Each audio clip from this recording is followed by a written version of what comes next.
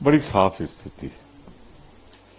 अजय राय जी चुनाव लड़े उनके खिलाफ, 2 राउंड में जीते भी।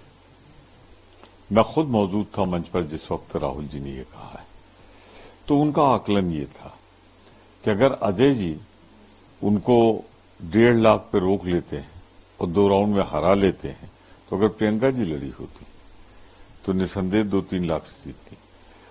क्योंकि मोदी जी प्रधानमंत्री होते हुए अपने आप को दुनिया का सर्वाधिक शक्तिमान मानते हुए भी पहले 2 राउंड में ट्रेल किए, 11,000 से हार रहे थे। तो अगर प्रियंका गांधी जैसी लोकप्रिय नेता होती तो निश्चित रूप से मोदी जी हारते 2-3 लाख से। जम्मू कश्मीर में लगातार तीसरी घटना हुई, वो भी सेना की चौकी पर घटना घटी गई, लेकिन एक आतंकी उसमें ढेर भी किया गया और उस पर अमित शाह भी कहते हैं कि हम आतंकवाद पे काम करें। अमित शाह का कहते कहते काफी अरसा हो गया। जब 370 उन्होंने समाप्त किया था तो ये साफ कहा था कि आतंकवाद खत्म हो जाएगा। मोदी जी ने कहा था नोटबंदी जब की थी आतंकवाद समाप्त हो जाएगा। लेकिन भाजपा राज में जितने लोग मरे हैं, शहीद हुए हैं, मारे गए हैं, उतना तो आजादी के बाद आज तक नहीं मारे गए थे। तो भाजपा के राज में कश्मीर की स्थिति नियंत्रण से बाहर है, लोग असुरक्षित हैं। कुल मिलाकर अमित शाह गृह मंत्री के रूप में अपना वादा नहीं निभा पा रहे हैं।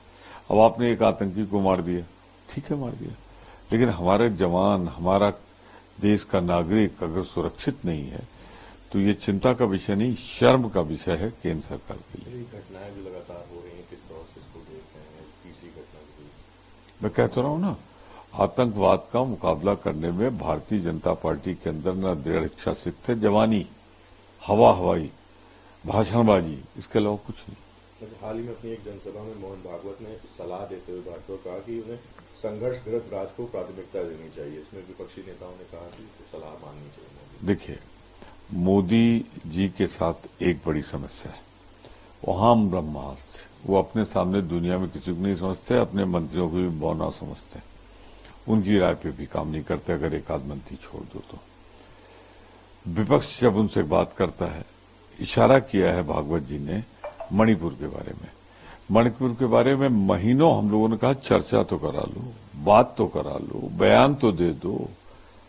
हम लोग गए मणिपुर हो आए, लेकिन मोदी जी की हिम्मत नहीं पड़ी कि मणिपुर जाए, उनका अहंकार रोक देता है। भारत का प्रधानमंत्री सीमाग्रस्त राज्य, सीमा पर है, बहुत ही संवेदनशील इलाका है, और वहां जाने को नहीं तैयार है, बात करने को नहीं तैयार है, संसद में चर्चा को नहीं तैयार है, और हालात दिन ब दिन बिगड़ते जा रहे हैं। तो भागवत जी ने ठीक कहा है कि विपक्ष की राय माननी चाहिए, और 1 साल से ज्यादा हो गया मणिपुर में हिंसा हो रही है, वो एक गंभीर विषय है। अच्छा, एनडीए आंध्रा में और ओडिशा में एक बड़े शपथ समारोह की जो है तैयारी कर रहा है, जिसमें मोदी जी भी शामिल होने की बातें कही जा रही हैं।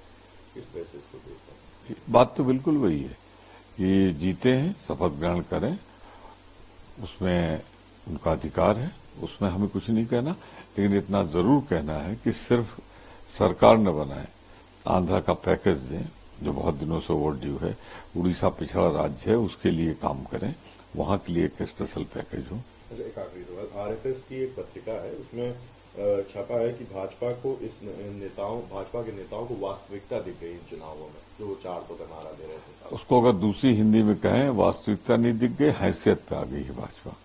उसके मतों के प्रतिशत में भी 9% से ज्यादा कई राज्यों में गिरावट आई है। 400 का सपना देख रहे थे, पूर्ण बहुमत भी नहीं प्राप्त कर सकेगी, साधारण बहुमत नहीं प्राप्त कर सकेगी, सरकार बना ले।